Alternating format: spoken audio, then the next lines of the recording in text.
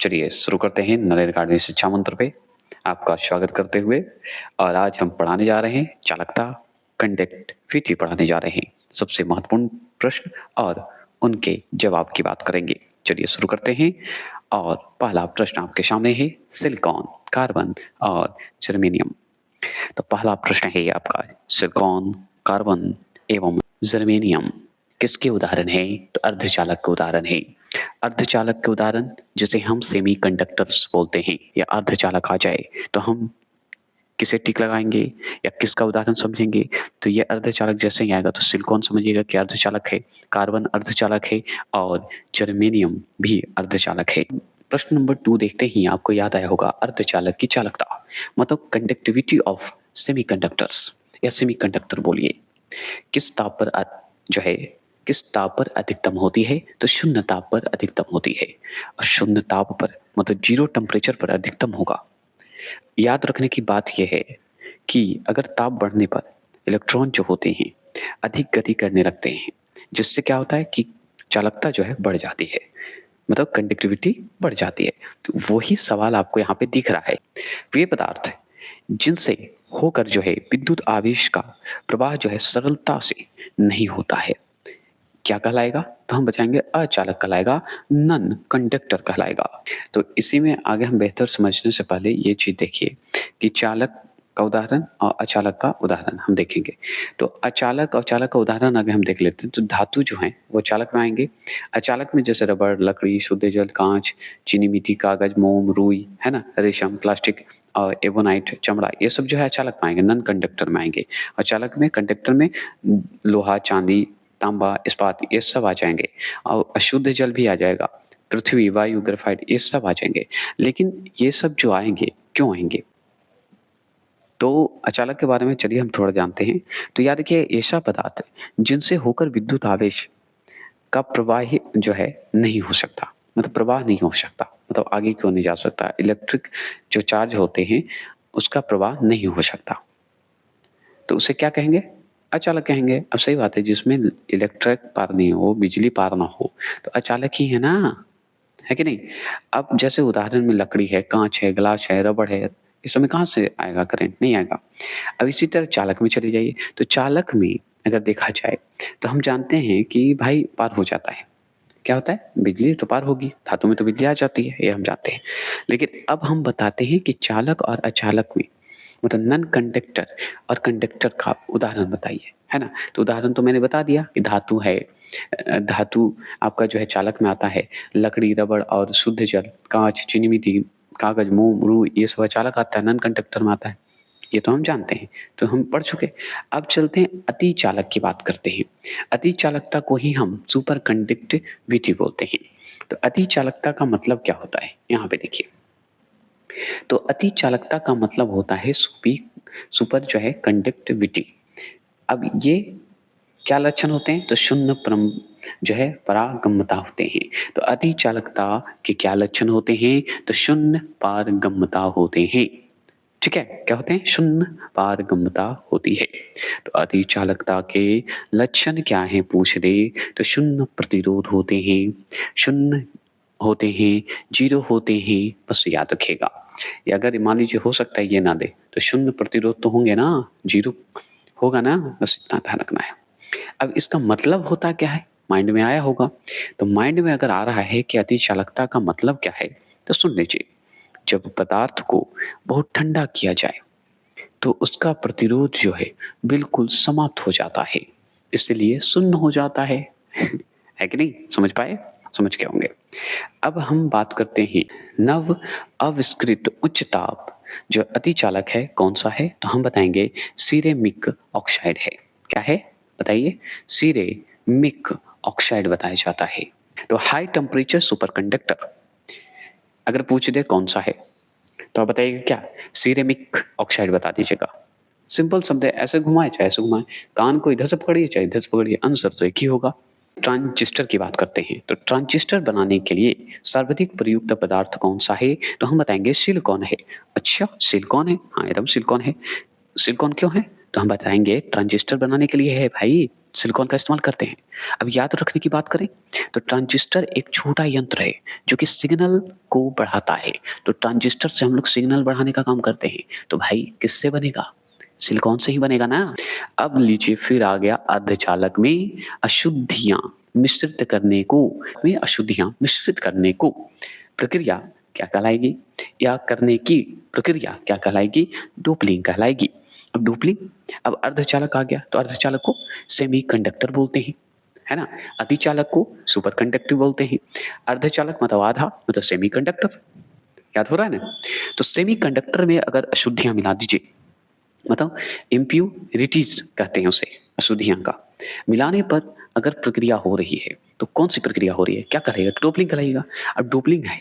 अब इसमें अगर पूछे कि अर्धचालक की चालकता क्या होगी, बढ़ेगी कि घटेगी? तो भाई जैसे ही अशुद्धियां मिश्रित होगी तो चालकता उसका बढ़ेगी ना, मतलब कंडक्टिविटी उसके बढ़ेगा ना। क्लियर बात? चलिए अगर मान लीजिए डायोड का बात करें, डायोड का नाम सुने होंगे। डायोड का प्रयोग किस लिए किया जाता है? तो हम डायोड का इस्तेमाल इसीलिए करते थे कि एसी से डीसी में बदलने के लिए। पहले मैं बाल अवस्था कहिए या मैं जब सीखने शुरू किया था तो ये सब हुर-हात करते रहता था। घर में ही टीवी थी, घर में ही बहुत सारे लाइट बनाते थे। पहले के समय में जो लाइट का मज़ा जो आता था, मतलब पहले क्या चाहिए 10 साल पीछे चले जाइए, तो मज़ा आता था, है ना? तो उसमें आनंद आता था। डायोड को कभी तोड़ दिया, टीवी को कभी कुछ करते थे, बनाते रहते थे। तो डायोड याद है हमको बहुत अच्छे से, क्योंकि हम बहुत बार घर में ही मिस्त्री वाला काम किया करते थे। तो उसी तरह चलिए डायोड का प्रयोग करते हैं। तो डायोड का एसी वोल्टेज को डीसी वोल्टेज में परिवर्तित करता है। अब एसी को डीसी में बदलता है, डायरेक्ट करंट में बदल देता है एसी। ठीक है, तो क्लियर हो गया। तो डायोड का काम यही है कि एसी को डीसी में बदल देगा। अब एसी वोल्टेज को डीसी वोल्टेज में बदलना है तो हम किसका इस्तेमाल करेंगे? डायोड का इस्तेमाल करेंगे। एसी का मतलब क्या होता है बता सकते हैं? तो अल्टरनेटिंग करंट कहते हैं। अल्टरनेटिंग एसी को कहा जाता है, जो कि हम एक और नाम से हिंदी में जानते हैं। क्या नाम से बताइए? अभी जस्ट अगर मेरा पहला वीडियो देखे होंगे विद्युत धारा का तो आपको पता होगा एसी के बारे में। और डीसी का मतलब होता है डायरेक्ट करेंट, मतलब दृष्ट धारा, इसके बारे में बताया। तो उसका बताइए, एसी का बताइए। ठीक है, चलिए अब इसका मुख्य तत्व की बात करते हैं, अंतिम भाग की बात करते हैं। इस पेज के लाइन का अंतिम भाग की बात करते हैं, मतलब समाप्त नहीं हो रहा है। इस लाइन का जो पेज का 2 हिस्सा है उसका एक हिस्सा की बात करते हैं। तो चालक से संबंधी मुख्य तथ्य की बात करते हैं। अब मुख्य तथ्य चलिए पढ़ते हैं, इंपॉर्टेंट फैक्ट की बात कर रहे हैं। चलिए अब चालक की लंबाई में वृद्धि होने पर उसकी क्या है, प्रतिरोधकता क्या होगी? बढ़ेगी, घटेगी थोड़ी, बढ़ जाती है। तो लंबाई, लेंथ, मतलब चालक की लेंथ बढ़ाना है या बढ़ने से उसका प्रतिरोध जो होता है बढ़ता है। प्रतिरोध को ही रेजिस्टेंस बोलते हैं। तो रेजिस्टेंस बढ़ जाएगा, घटेगा थोड़ी, अगर चालक की लंबाई बढ़ेगी तो। ठीक है, अगर चालक का प्रतिरोध पदार्थ की प्राकृतिक पर निर्भर करता है, एकदम बात सत्य है कि चालक का जो प्रतिरोध है वो पदार्थ के जो पदार्थ होते हैं उसके प्राकृतिक पर निर्भर करेगा। एकदम सही बात है। तो अगर मान लीजिए हम बात करें प्राकृतिक का, तो प्राकृतिक हमारा बहुत इंपॉर्टेंट है। तो पदार्थ की प्राकृतिक प्रॉपर्टी पर ही निर्भर करेगी। अगर ये नहीं होगा तो कैसे होगा? चालक की अनुप्रस्थ काट का क्षेत्रफल जितना अधिक होगा उसका प्रतिरोध उतना ही कम होगा। लीजिए ये तो सबसे बड़ी बात है। अगर मान लीजिए चालक का क्षेत्रफल, मतलब कंडक्टर का क्षेत्रफल देखें, ठीक है, कंडक्टर का क्षेत्रफल देखें, एरिया देखें, तो अगर बढ़ने लगा तो बढ़ने पर उसका प्रतिरोध क्या होगा? घटेगा। अगर चालक का क्षेत्र बढ़ गया, क्षेत्रफल, तो भाई प्रतिरोध उसका तो रुकेगा ही। प्रतिरोध मतलब क्या बोलते हैं? रेजिस्टेंस बढ़ेगा ही, मतलब सॉरी घटेगा ही, मतलब प्रतिरोध घटेगा ही। चलिए अब देखिए यहाँ पे है कि चालक के तापमान में वृद्धि होने से उसके प्रतिरोध और प्रतिरोधकता में परिवर्तन होता है। तो सही बात है, चालक के तापमान में अगर वृद्धि हो रहा है जी, तो समझिए प्रतिरोध और प्रतिरोधकता में परिवर्तन तो होना निश्चित है। धातु में तापीय वृद्धि से उनके प्रतिरोध एवं प्रतिरोधकता में वृद्धि होता है। मतलब सोचिए, प्रतिरोध हो या प्रतिरोधकता हो, मतलब कहना है कि अगर टेम्परेचर बढ़ेगा तो बढ़ने पर धातु का प्रतिरोध अवश्य ही बढ़ेगा। समझ गए? मतलब प्रतिरोध एवं प्रतिरोधकता ये तो भाई वृद्धि होगा ही। अब देखिए इस सवाल को देखिए, इस सवाल पे नोट कीजिए कि चुंबकीय आकर्षण शक्ति कहाँ सर्वाधिक होती है। तो चुंबकीय आकर्षण शक्ति जिसे हम मैग्नेटिक अट्रैक्शन फोर्स बोलते हैं, तो चुंबक के दोनों किनारों पर होगा, चुंबक के बीच में नहीं होगा, चुंबक के दोनों किनारों पर होगा।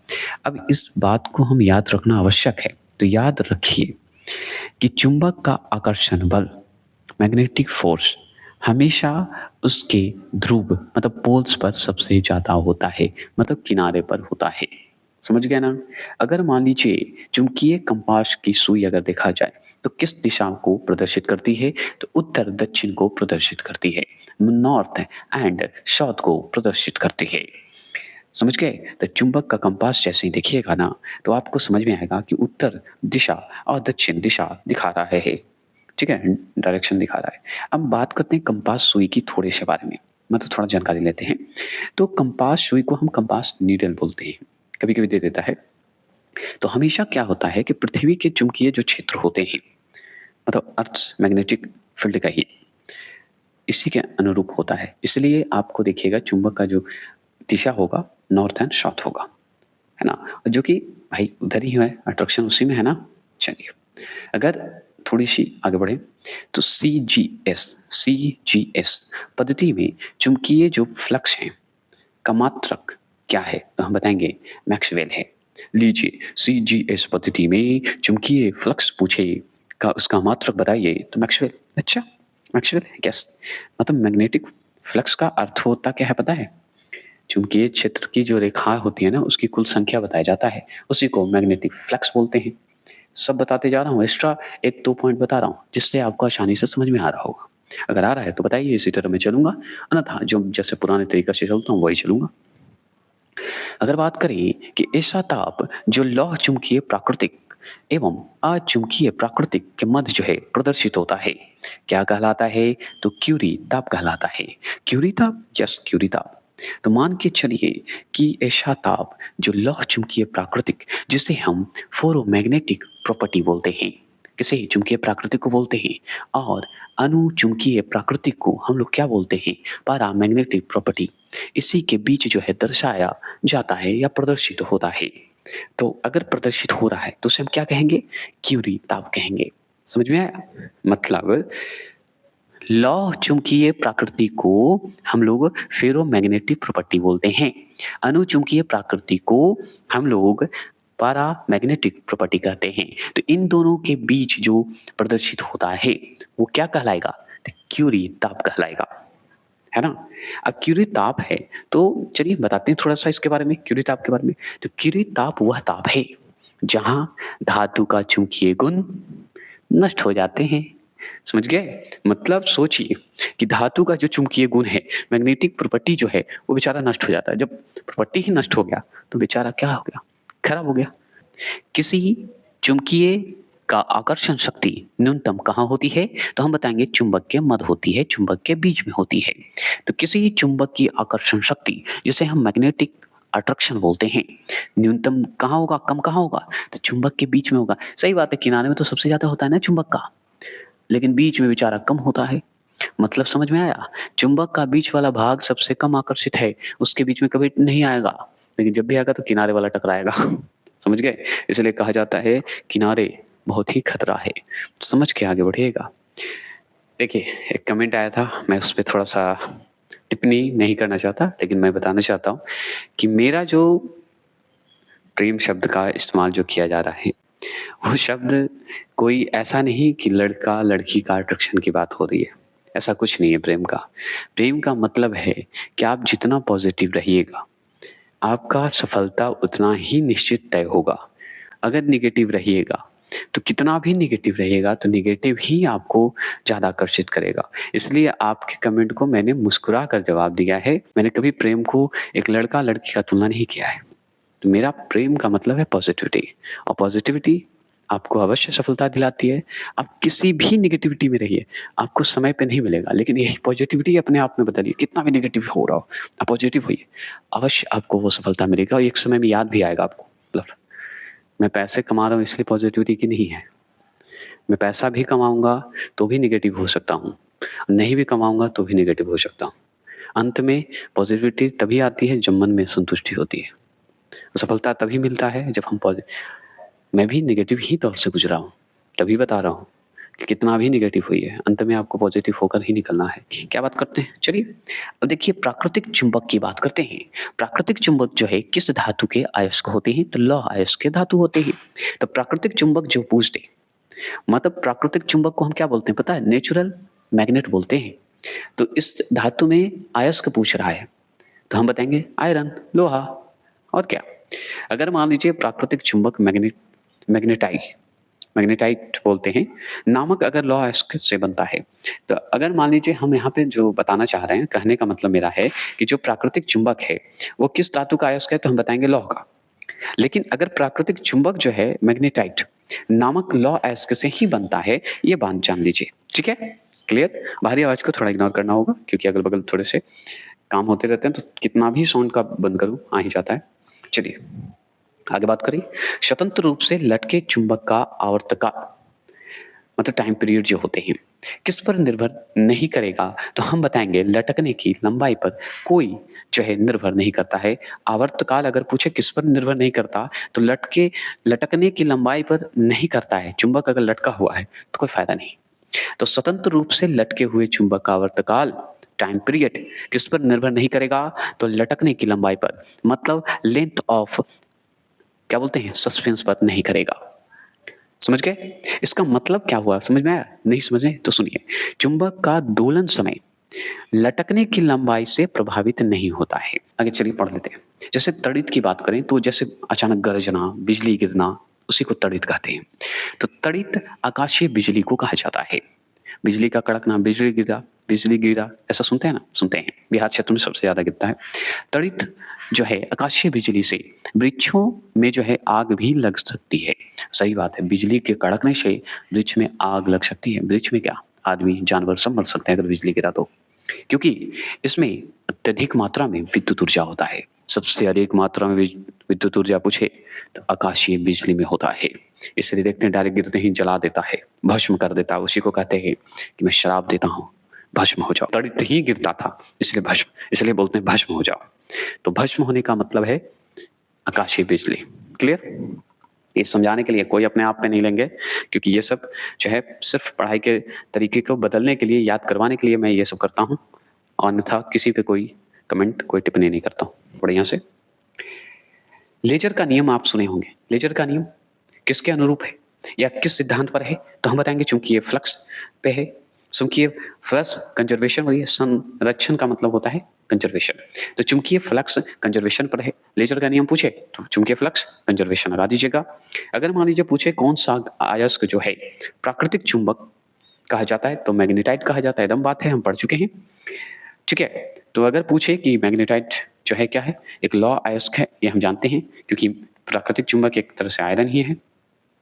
जब दंड चुंबक की लंबाई, मतलब जब दंड एक चुंबक होती है, चुंबक को लंबाई में दो बराबर भाग में बांट देते हैं। मतलब एक चुंबक को ले लीजिए और दो लंबे भाग में, दंड जो होते हैं लंबा डंडा जैसा ले लीजिए, मान लीजिए, उसे दो बराबर भाग में काट दीजिए, तो प्रत्येक टुकड़े एक स्वतंत्र चुंबक की तरह व्यवहार करेगा। फिर अलग अलग पावर हो जाएगा उसमें। अगर काट दीजिएगा ना तो वो अपना एक्टिविटी में हो जाएगा, अपना एक्शन अलग अलग करेगा, दोनों अपना काम करेगा।